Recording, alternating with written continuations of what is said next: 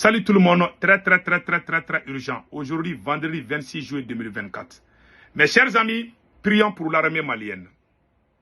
Depuis hier jusqu'au moment où je vous parle, l'armée malienne est en train de faire un combat farouche contre les terroristes.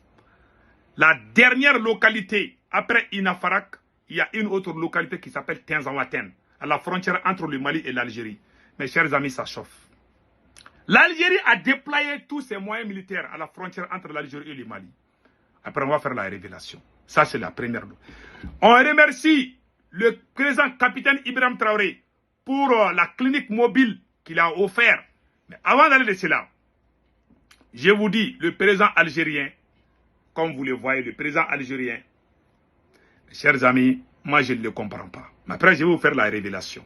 Donc, on en vient d'apprendre que le capitaine Ibrahim Traoré a donné clinique, voilà, le capitaine a donné 15 cliniques mobiles, des camionnettes sous forme de cliniques. Voilà, le capitaine a offert 15 de ça, voilà, au ministère de la Santé, pour le bien des peuples burkinabés. Nous remercions. Le général Tchani a fait un discours impeccable aujourd'hui, un discours patriotique du général Tchani depuis le Niger, concernant l'anniversaire du coup d'État contre Bazoum. Voilà, du coup d'État contre Bazoum. Nous venons d'apprendre qu'il y a eu que les terroristes il y a eu une attaque terroriste contre les soldats béninois. Voilà, 12 soldats béninois ont été tués par les terroristes. Voilà ce qu'on a vu ici. Là. Après, on va lire ce qui s'est passé réellement. Mais, je vais revenir sur le cas de la Russie. La Russie déconseille ses citoyens de ne pas venir dans l'espace de l'AIS. Il y a des gens qui disent vrai, il y a des gens qui disent faux. C'est vrai, c'est la vérité. C'est pas fake news. Voilà. Il y a un truc du ministre des Affaires étrangères, Sergei Lavrov. Il dit que les citoyens russes... Je ne dis pas que le ministre des Affaires étrangères a dit ça, non. Lui, il a dit quelque chose qui est similaire à ça. Il dit que les citoyens russes sont des cibles, des ennemis de la Russie. Parce que non seulement les terroristes sont allés attaquer en plein cœur de la Russie, dans les cinémas. Donc, si les citoyens russes voyagent pour venir dans l'espace comme l'AES, ils sont capables de faire la même chose. Ils ont la stratégie d'utiliser les kamikazes. Ils ont la stratégie d'utiliser les bombes pour tuer les citoyens russes. Ou les enlever, les prendre en otage. Il y a toutes ces stratégies qui sont là. Parce que c'est l'armée russe qui a beaucoup aidé. L'armée russe est présente au Mali, au Burkina et au Niger. Donc, si les citoyens russes viennent, les ennemis, les terroristes sont capables d'aller kidnapper les citoyens russes. Quand ils viennent en vacances, aujourd'hui, au moment où je vous parle, nous sommes en vacances. Ils peuvent venir à Bamako ou ils peuvent aller dans un autre endroit. Ils sont dans les cinémas, ils sont en train de jouer. Ils peuvent venir les kidnapper. Et puis humilier la Russie. Parce qu'ils sont, non seulement les terroristes et les propriétaires des terroristes aussi, sont fâchés contre la Russie. Donc il y a tous ces facteurs. Donc allons-y avec la première nouvelle. Voilà. Donc c'est entre autres les sites touristiques. Ils peuvent aller attaquer les citoyens russes dans les sites touristiques. On est en pleine vacances maintenant. Donc c'est juste ça. Donc voilà. Sinon c'est pas parce qu'il y a l'insécurité. Non, c'est pas ça. Donc mes chers amis, au moment où je vous parle, je l'ai dit et je le répète. Début d'affrontement à l'instant à 5 km de Tinzawaten entre les forces armées maliennes et les groupes armés terroristes qui occupent cette localité. Mes chers amis, ça chauffe, sans vous mentir. Quand l'armée malienne, en général, quand l'armée malienne vient, l'armée malienne les chasse. Mais cette fois-ci, ils ont résisté. Ça, il faut le dire. Mais notre armée tient bien.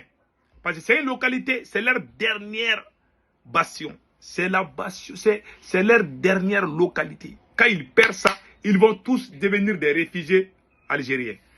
L'Algérie, qu'est-ce que l'Algérie a fait? Je vais vous montrer ça tout de suite. L'Algérie déploie des moyens militaires à la frontière. Source AS Info. L'Algérie déploie des moyens militaires à la frontière. La situation s'étend.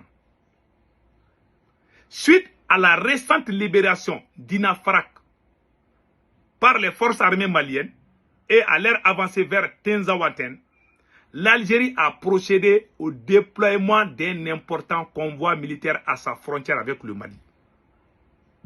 Ces mouvements ont coïncidé avec un exode massif des populations civiles vers les territoires algériens dans la nuit dernière.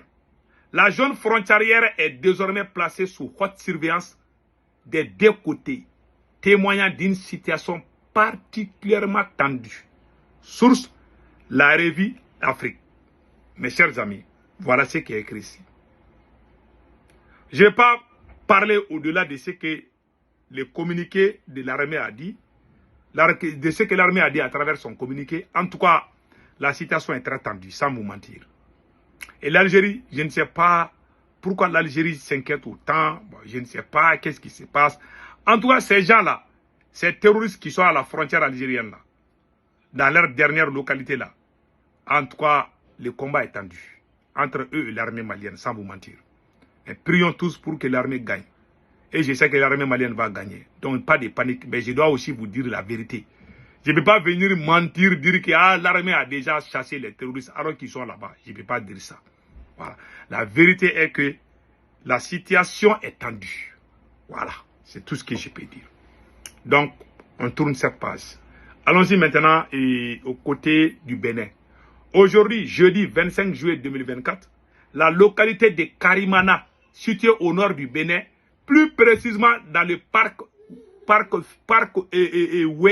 ouest, a subi une attaque terroriste faisant un bilan de 12 soldats béninois tués. Voilà. Donc, voilà ce qui est écrit. Donc, vraiment, ça fait mal. Prions que la terre leur soit légère. Donc, c'est comme ça. Hein. On a dit au Bénin de ne pas héberger la France. Ils sont en train de tuer les soldats béninois maintenant. Allons-y, parlons du capitaine Ibrahim Traoré. Vous voyez ces camionnettes-là. Ça, c'est la clinique mobile. Ça, c'est l'œuvre du capitaine Patriote, le fils de Thomas Sankara. Le président, capitaine Ibrahim Traoré, remet 15 cliniques mobiles et des équipements au ministère de la Santé et de l'Hygiène publique. Des équipements de chaînes, de froid, de bureaux et de la logistique roulante pour l'amélioration de l'offre de soins de santé dans notre pays, le Burkina Faso. Nous disons merci au capitaine Ibrahim Traoré. Mes chers amis, allons-y avec le discours. Le capitaine est en train de travailler. Écoutons une partie du discours du général Tchani qu'il va nationaliser. Et le Niger appartient désormais au peuple nigérien. Écoutons le général Tchani. Relatif au trafic illicite des migrants. Le retrait du Burkina, du Mali et du Niger de la CEDEAO. La dénonciation de l'accord militaire entre le Niger et le Bénin. La nationalisation de la Société nationale des eaux. La dénonciation de la convention fiscale entre le Niger et la France. La dénonciation de l'accord relatif au statut du personnel militaire des États-Unis. Nigériens, mes chers compatriotes. D'autres mesures comme la création de la commission de lutte contre la délinquance économique, financière et fiscale, COLDEF, visent, elles, à assainir le climat socio-économique en rétablissant l'État et nos populations dans leurs droits. L'œuvre de reconstruction ne peut se faire qu'avec le concours de tous et en faisant ensemble le diagnostic des errements passés pour parvenir à l'administration des remèdes conséquents et adaptés à la prévention de la délinquance économique. C'est dans cette optique que j'ai mis en place depuis plus de 2 mois un comité technique chargé de la synthèse des contributions issues des assises inclusives régionales, d'organiser la tenue des assises de la diaspora et de proposer les modalités d'organisation en vue de la tenue prochaine du Forum inclusif national. Zancien Kassani, vive le Niger, vive la Confédération des États du Sahel. Je vous remercie. Voilà. Ah non, c'est bien. Bravo. Mes chers amis, passez excellent week-end. Et prions pour l'armée malienne. Voilà.